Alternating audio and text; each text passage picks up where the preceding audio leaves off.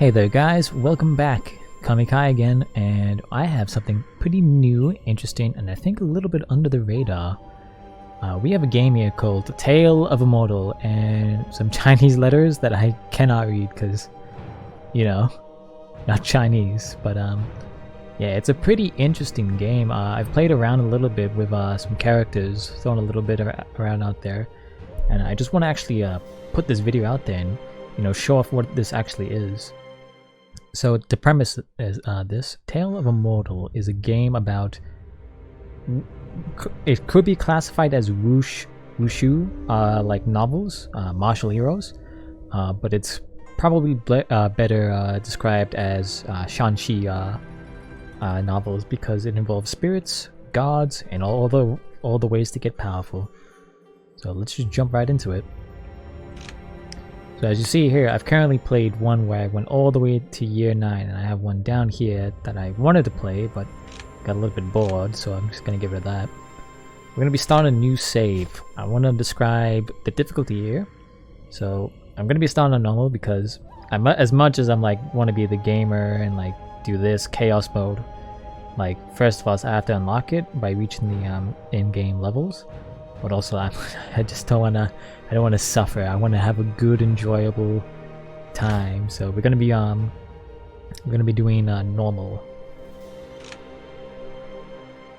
Besides, even if this game is on normal, it is not an easy game.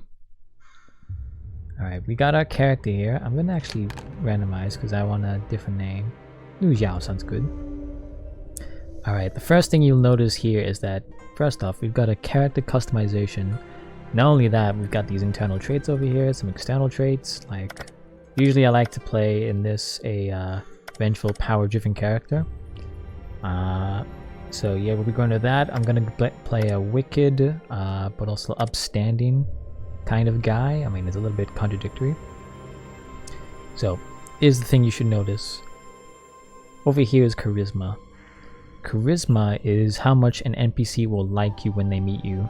So right now, I never realized you could start off with extraordinary. Usually, you could start off with a bunch of other things, and like the other characters will hate you if you have a bald head. Like you will have a negative charisma, which has some benefits in the game. First off, NPCs like you more. Second off, if you have a negative charisma, stealing from other people is a lot more beneficial. So I don't really like this character's look, so I'm gonna change it. So as you can see, when I change the character a little bit, so like if we change the back, change the outfit, change the hair, like his charisma drops from extraordinary down to likable. Kind of like this hair, so I'm just gonna, you know. Alright, and we're back, so I'm gonna be starting off with this character. As you can see, my charisma is likable, unlike before when we randomized an extraordinary character. Here we have down here is some stats. So what we have here is so you've got your combat stats here, general. I don't really pay too much attention to these, but it's mostly over here that you want to focus your martial arts, spiritual root, and specialization. So I think this is actually a pretty good starting off position because I do like sword, and I'm not too sure about the roots. So to summarize it, in the gameplay, we've got blade. It's sort of like a short range, fast melee attack, where you use like sort of daggers, tiny swords. Spears are long range, but also sort of low damage attack. Sword is basically an all-rounder. It has high damage, high range. Not as long as spear and not as short as blade, but it's still good. Then you've got your martial arts, so fist, palm, and finger. I haven't played around too much with them, but so far I don't like finger. It is the worst the worst melee you can have in this game. Spiritual root relates to your character's affinity to nature, so you can summon fireballs, you can dash with fire, lightning, wind, all that. Usually fire is the best one to go here, but I think I'll accept the wind root and the lightning root, and specialization is stuff related to crafting. I haven't done any crafting at all in this game, so I'm not too sure what to do, but yeah. So over here we have your character's nature. So there's two things in this game, and we'll get into them later. First one right here is nature. Nature is what your character is. So if we look over here, masculinity, it will increase our rune root, our charisma, and our reputation by 50 because we're pretty masculine, so anyone will like us. So reputation is a different stat to charisma. It still affects how people view you. If you have a low reputation, no one's gonna like you. But if you have high charisma, it balances out. And if you have, you know, high charisma, high reputation, you're basically gonna be loved. And we have over here righteous and demonic. So there's two clans in this game: the righteous clans, which are all goody, and the demonic clans, which are all bad. There is no difference, I believe, in the story related to what a righteous character does and a demonic character does. Both want you to kill the other clan, and the righteous clan wanting you to do that is a little bit hypocritical. Anyway, I'm just gonna look at this. So business wizard, some things here are like color coded for like rarity. I think blue's rare, purple's epic, legendary, and well, I'm not sure about this, but I think this one's like the best. So Imperial Orphan. My luck has increased, my charisma, and I obtained 1,000 spirit stones and a rare mind skill. I'll get into that later. I think we'll start off with that. We got two other to choose, so I'll start off with masculine. And yeah, fleet foot sounds like a pretty good thing. So this is a pretty good start. So let's start the game. If you've ever played RimWorld, or if you ever played Dwarf Fortress, this game sort of has some like inspiration pangs to it. So we've got the god here, and he's creating the universe, he's creating the sects that are in the universe, which are the clans, and then we're creating towns, buildings, adventures, monsters, and then the manuals are your skills in the game. I think it's 50,000 manuals that are being generated, but you won't have to sit through this, so alright. Now we are in the game. I'll do a little bit of reading. I've already played a little bit of this game, so I know a little bit of the lore, but you know. Currently what we're reading is our character's backstory. Born to the previous emperor, it seemed you would be the one to restore your family's glory. However, throughout your long and arduous journey, you gradually lost your original passion. While the martial arts passed down by your family provided you with the needs to protect yourself, you find yourself unable to sleep at night, almost as though the enemy would appear in front of you at any second. Your son has a disposition as graceful as the luster of jade. Though not as young and handsome as your son, as the father of the most eligible bachelor in town, you possess an extraordinary temperament. You're also tall and strong, which makes you more than capable of handling any labor work around the house. You have what's going on with me? You have a unique understanding of movement. No matter the destination, you arrive there the earliest. You're not only the fastest person in town. One day, as you were playing in the back of the mountains, you walked into a bamboo forest. The atmosphere in the forest is eerie. It's as though no one's ever been here. The sound of breeze seems to be guiding you into the depths of the forest. A stone table catches your attention. You move towards it like you're being drawn to it. Oh yeah. Where am I? You can call it Ghost Valley. Who are you then? You can call me Shang. This is a go board? Yes, and this round of go has been going on for 3,000 years. It didn't have a start, nor will it have an end. You can call this board the map of the immortal world. And who am I? Where was I from? Where will I go? Good questions, very good questions. Let's play around first, my friend. You can have one handicap stone. So, if you look at these stones, pretty cool looking. This has a pretty cool ability. You can use this to peer into backpacks and shoot a bright ray of light to blind your enemies. This one lets you absorb souls like like Wuhan, the mythical monkey king. However, I don't know if I bought this game and I'm still not too sure, but Yeah, coming soon. So yeah, we have to start off with the Bagua Jade. This will let you revive yourself if you're ever slain. Alright, so here we go, started in the game. So as you can see here, I've started off with the Aether Sword. Since I have a big sword skill, I have proficiency in sword abilities. So you start off with the one that you have the highest proficiency in. Disable. So yeah, you throw out a tiny sword. Now you start off as basically a random no one. You're weak, and you're just basically trying to cultivate power while slaying deadly spirits that dwell on mountains.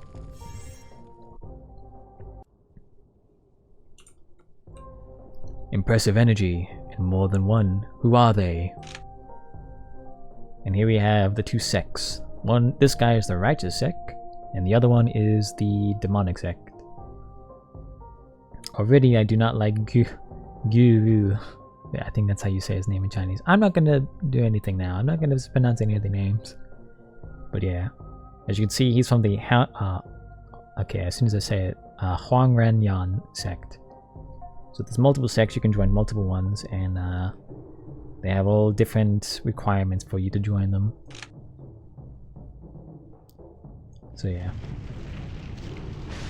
And then these guys get zapped by a dragon out of nowhere. He was real sick of them. So yeah, you've come across...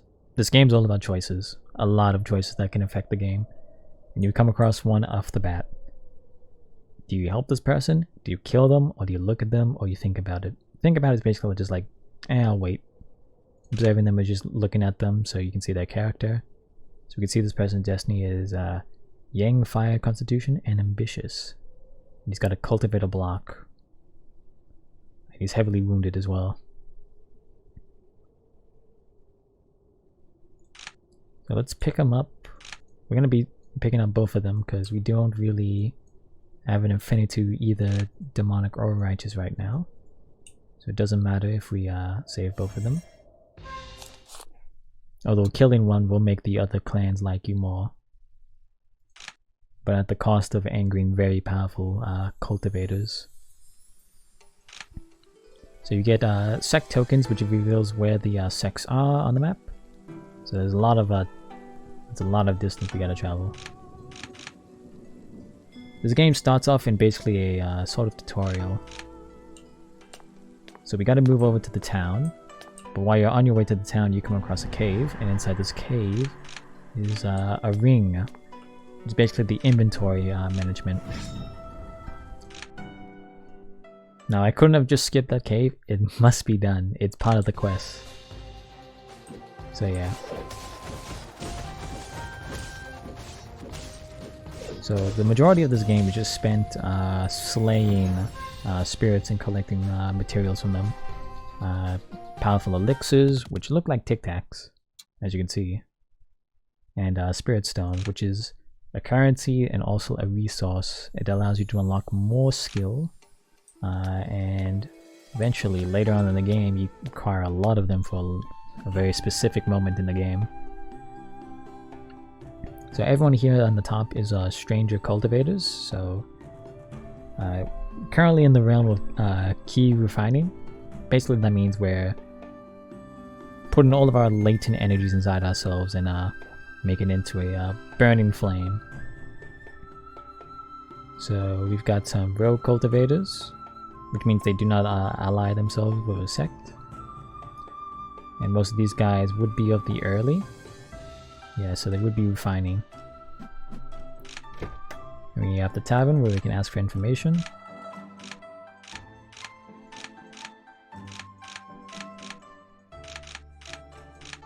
So basically what he asked us to do is, we asked him, how do we get out of here? And he said, oh, you need arrow tech, or you need to go do this quest, which is the quest you can't skip. So I'm just going to quickly access the tree vault. This is basically like a universal bank. We're going to just dump this in here. Oh, yes, there you go. Dump that in there. This is a mine skill, and I'll show you that later. And before we move off, we're gonna need something to help us not get scammed. We're gonna need to buy a key refining pill. So this will help us break through our body's limitations and get up to the next level of key. So yeah. Now we have to move off into the quest village.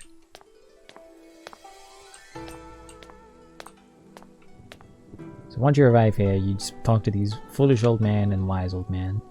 That's not the wise old man, you can see him in the corner there. But there you go, foolish old man and wise old man. So who are you gonna listen to in this moment? Nothing in the earlier quests have anything to do with any of your alignments, so you don't have to worry about what choice you make. Although I haven't done... Well, we're gonna see what happens later, but I haven't done the other one because I don't know what would happen. But basically, we're supposed to go over here. We enter this cave, and while we're entering the cave, we get ambushed by a mountain spirit. Now, I don't know too much about the Chinese folklore, but mountain spirits are insanely powerful creatures. And like, if you're a normal person, you're dead. But if you're a cultivator, someone who harnesses the energy of the land, the earth, and heaven, you have a better chance. So it's like, basically this entire start here is like showing how you can't defeat her. And although one time I did actually almost defeat her, the game was like, oh my god, he's about to defeat her without doing the refining step. We have to stop him. So yeah. So you're pretty weak right now, so you basically go like, oh, I can't defeat them, and so you run off.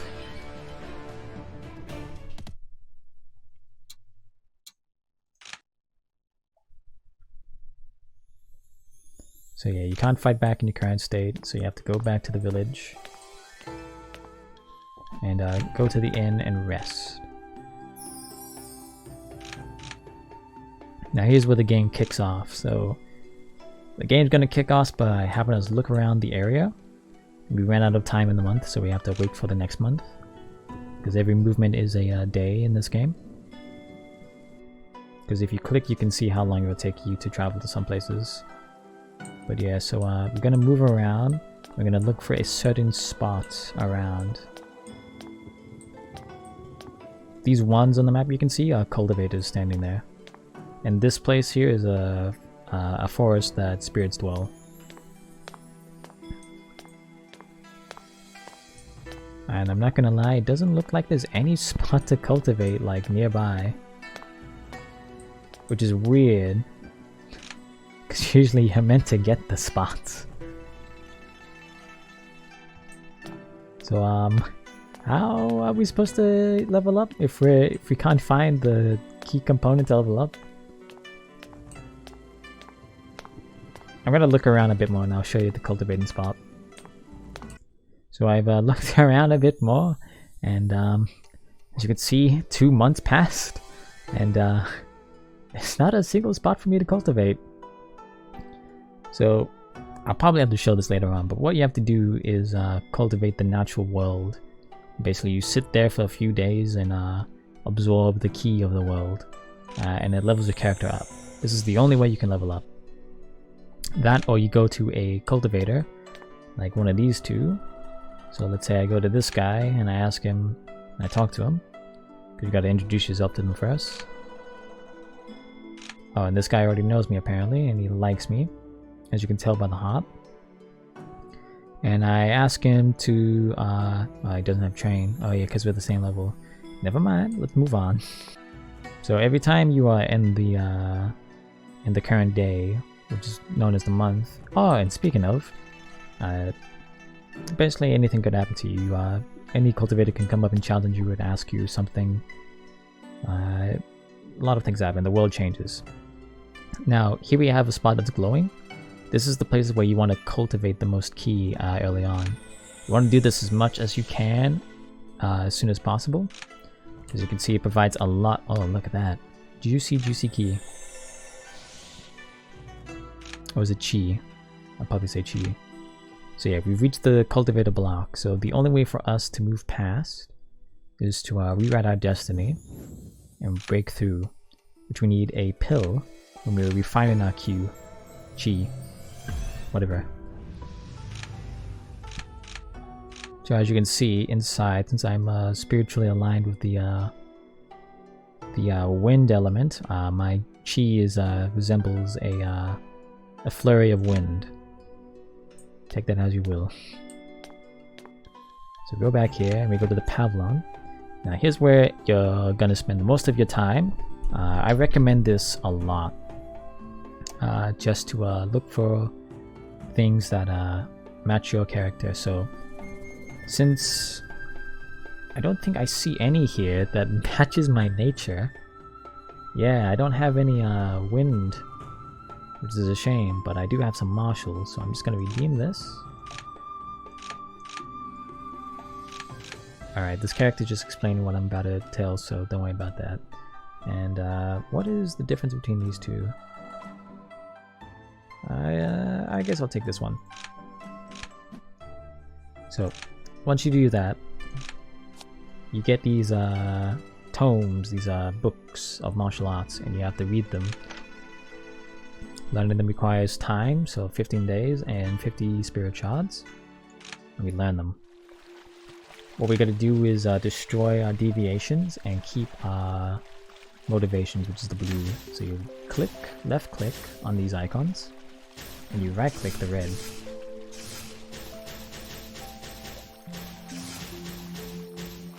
Osu players will have a fantastic time doing that little game mode.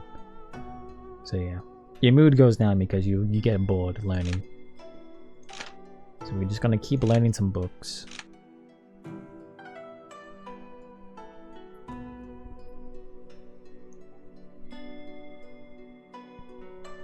Okay, did we learn that book? Oh no, the world was evolving. I didn't see.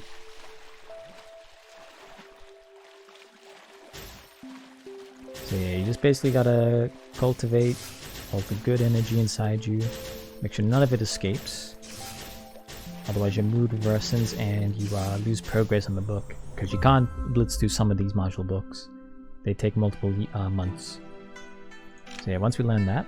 Also, let's put this ring on because it increases our inventory space. Once you do that, basically go to this, swap around this, and put this here.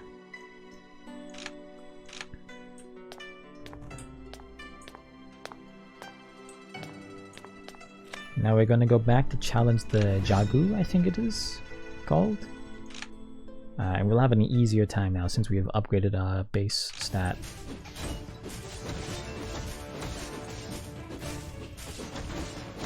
I also may have forgotten to mention that you can eat elixirs during battle and you have to set those up before you fight.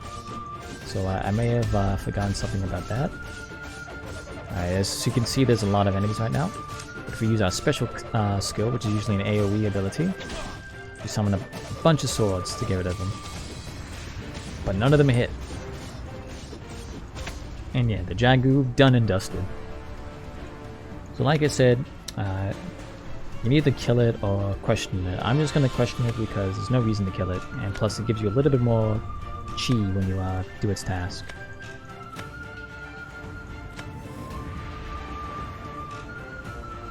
So here's a little quirk I found about this game. It tries to tell you the task about reading the book, but your character apparently already reads through the book. So and the quest is you have to read the book, which is what our character just said. We have to go kill a giant tree, which is here. Oh, and here's the thing I was talking about. So cultivators can come talk to you. Sometimes you gotta view them. This guy's a little bit... Oh, he's wicked, so he might enjoy us being saying some wicked stuff. Basically, you want to debate with him, and usually this increases mood with other characters. It's basically just what would you do if you were in this situation? And I go, I endure and wait for my chance. If I saw a dead body, I would bury the corpse. Someone is dying on the road, I agree to help him. And since this guy was a wicked, he's like, bitch. I'm like, okay.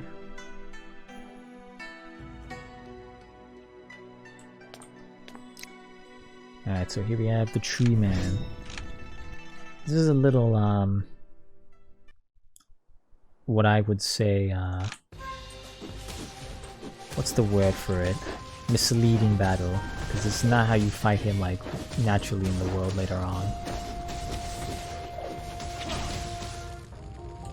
So yeah, there we go. Let me move over here. I still forgot to set up my elixirs, man. So yeah, spirits will come out and insult you like this. That icon you saw flash above my head was me learning deeper about my skills, so basically it ranked up. Alright, gonna keep moving on. Basically just gotta roll through these hordes of like basically chaff. And sometimes you get these guys that spawn with the gold health bar. And they just get flattened in one hit. I wonder if it is because normal, but this is the tutorial end. And then you have Tree Man. So yeah, just gotta dodge him. And then boom, that's it. I mean, done and dusted. Like, the tutorial zone isn't gonna give you any problems if you play on anything other than normal. So here we get this Soul Orb. Our abilities rank up. Now we go back to the cave. Now we're in the cave, give the material. And then we walk away. I mean, we walk away, but the Jagu takes us to the village. And long story short, I don't know if you really care about the tutorial, but they basically praise her as a god. And then you move on. You never ever come back here again. So, now we're in the open world. And I think I'm going to end it off here. Because everything else here is going to be an entirely different experience. We're going to have quests. We're going to be joining sects. No, hold up. Okay, we're going to be joining sect, as in martial arts. And we're going to be doing the main story quest. And we're going to be trying to achieve ultimate levels of chi. So as you can see, we're at the very start. And we need to be all the way up here. And we gotta do foundation. So there's foundation model and all that. And a bunch of things I'll explain in the next video. Thank you guys for watching. If you enjoyed, please leave a thumbs up. Subscribe. Leave a comment down below what you think of the game. And I'll catch you guys next time. See ya.